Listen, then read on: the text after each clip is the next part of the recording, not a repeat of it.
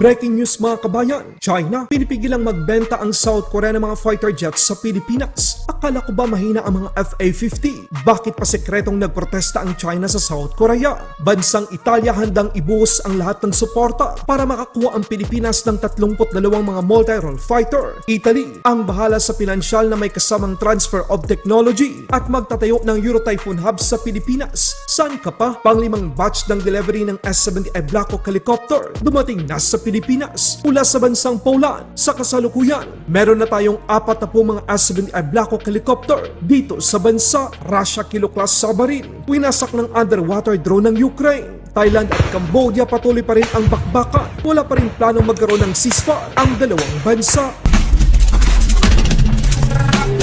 May nagsabing wala raw pangil ang mga FA-50 ng Pilipinas laban sa China. Pero alam niyo ba mga kabayan na mismong China ang nakiusap sa South Korea na wag magbenta ng mga fighter jets sa Pilipinas. Taong 2013, si dating Pangulong Aquino III inilahad nito sa media na pinipressure ng China ang South Korea na wag magbenta ng 12 o isang squadron ng mga bagong FA-50 sa Pilipinas na nagkakahalaga ng 18.9 billion peso. Ayon sa South Korean counterpart, nagprotesta ang China pero obvious na hindi pinagbigyan ng South Korea ang kahilingan ng China. Ayon sa South Korea, ang mahalaga na tuloy ang kontrata sa pagitan ng magkaalyado. Buti na lang at kaalyado natin ang South Korea at hindi sila nadadala sa anumang panlilinglang ng China. Layunin talaga ng gobyerno ng Pilipinas na palakasin ang external defense ng bansa dahil sa pagtatayo ng China ng mga artipisyal na isla sa West Philippine Sea at Kalayaan Island Group. Mas lalo pang lalakas ang hukbong himpapawid ng Pilipinas dahil sa taong 2028 darating na sa bansa ang mga inorder ng Pilipinas na karagdagang mga bagong FA-50, Block 70. Sa ibang balita naman mga kabayan, speaking of multi-role fighter, maliban sa South Korea at Amerika, ang bansang Italia ay handang tulungan ang Pilipinas na magkaroon ng mga makabagong eroplanong mandirigma. Ilang beses na itong nagpahiwatig sa kanilang social media na ang 32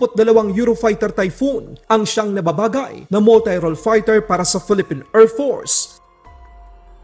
Kasama sa offer ng Leonardo ang lokal na paggawa ng mga bahagi ng Eurofighter Typhoon, systems integration at building local maintenance, repair at overhaul capabilities, pagtatayo ng Typhoon Logistic and Training Hub sa Pilipinas, flexible na opsyon sa pagpopondo ng gobyerno sa gobyerno ng Italia at Pilipinas. Saan ka pa? Sa ibang balita naman, grabe mga kabayan, bansang Poland, meron pang pahabol na good news para sa ating mga Pilipino. Ngayong Disyembre, kakadeliver pa lang ng Poland kamakailan lamang ng 5 mga brand new S-70i Black Hawk helicopter. Ngayon, may dumating na naman. Ikinalulugod ng Philippine Air Force ang ika-5 batch ng delivery ng mga bagong S-70i Black Hawk helicopter. Ito ay dumating sa Clark Air Base sakay ang dambuhalang AN-124 Antonov aircraft. Ito na ang ika-25 mga Black Hawk helicopter sa 32 inorder ng Pilipinas sa kumpanyang PZL Milik sa Poland na isang sister company ng Sikorsky ng Amerika na otorisadong gumawa ng mga S-70i Black Hawk helicopter. Inaasahan na ang 7 natitira pang mga Black Hawk ay maidi-deliver sa unang quarter ng taong 2026. Sa kasalukuyan, meron na tayong 40 S-70i Black Hawk helicopter. 35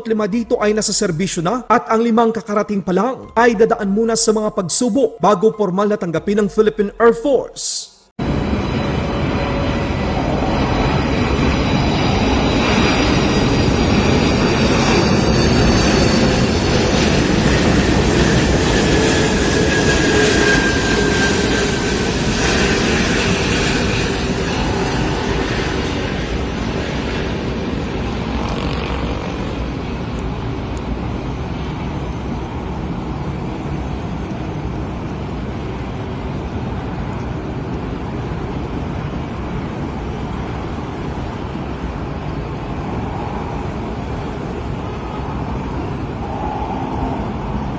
Sa ibang balita naman, Russia hindi makapaniwala na ang kanilang 1 kilo-class submarine na nakadaong sa Black Sea ay tinamaan ng pag-atake ng Ukraine. Ayon sa Ukraine Security Service, gumamit sila ng isang tinatawag na Sea Baby naval underwater drone. Ang mga kilo-class submarine na ginagamit ng Russia ay upang maglunsad ng mga caliber cruise missile laban sa Ukraine.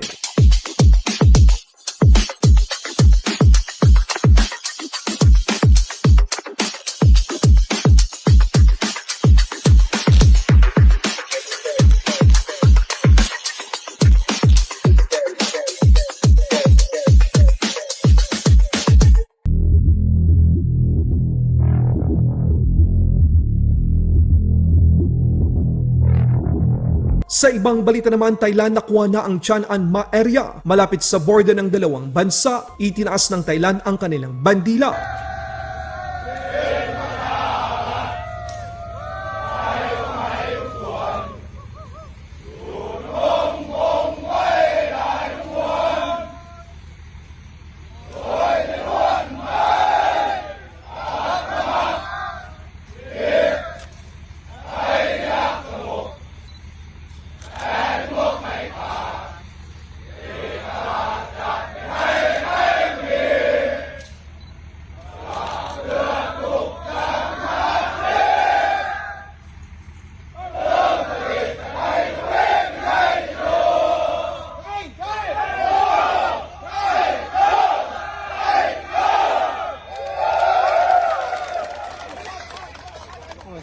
Tuloy naman ang bakbakan sa pagitan ng Thailand at Cambodia. Wala pa ring malinaw na peace deal sa pagitan ng dalawang bansa.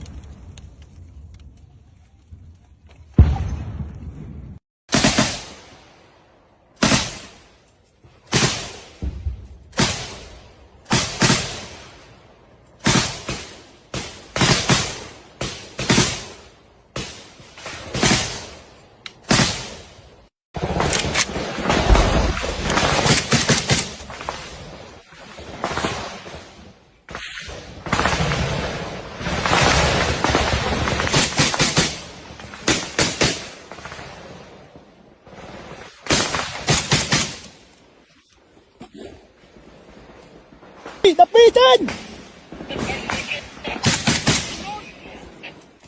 Ay! Được cam chi cà phê yang nak kerap ni.